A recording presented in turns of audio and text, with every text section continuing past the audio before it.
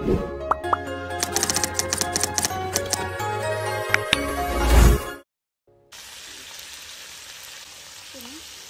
my lovely viewers, Assalamu alaikum. Welcome back to my channel Kashful's Kitchen.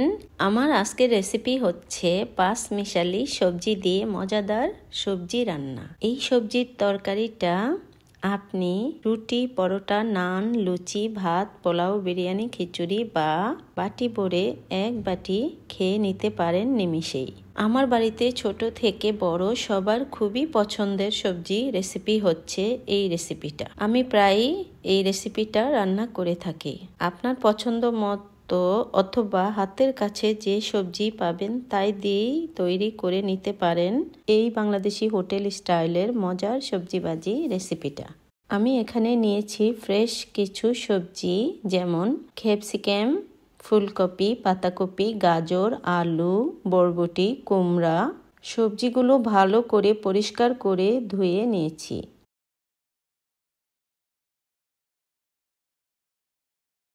নিয়েছি 1.5 cup colourful capsicum, 2টা ছোট আলু, প্রায় 1.5 কাপ ফুলকপি, 1টা গাজর, 1.5 কাপ বরবটি, 2 কাপ কুমড়া, 1.5 কাপ পাতাকপি। আপনি আপনার পছন্দ মতো শেপ দিয়ে কেটে নেবেন।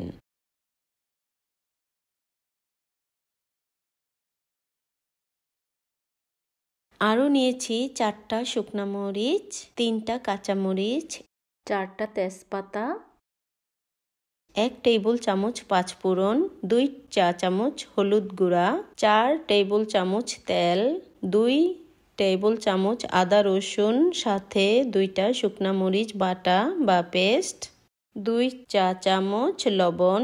লবণ আপনার পছন্দ মতো দিয়ে নেবেন। 1 টেবিল চামচ চিনি। চিনি অপশনাল, আপনি চাইলে বাদ দিতে পারেন, তবে চিনি দেয়াতে সবজির স্বাদ অনেক ভালো আসবে।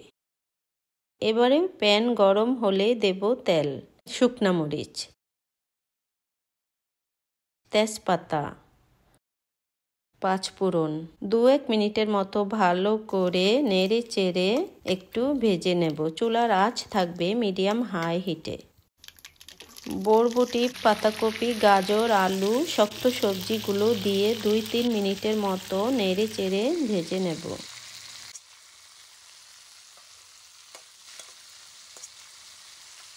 আদা রসুন পেস্ট, লবণ, হলুদের গুঁড়া, চিনি দিয়ে ভালো করে 2-3 মিনিটের মতো ভেজে নেড়ে চেড়ে ভেজে দিয়ে দেব নরম সবজিগুলো, মানে ফুলকপি, কুমড়া, ক্যাপসিকাম।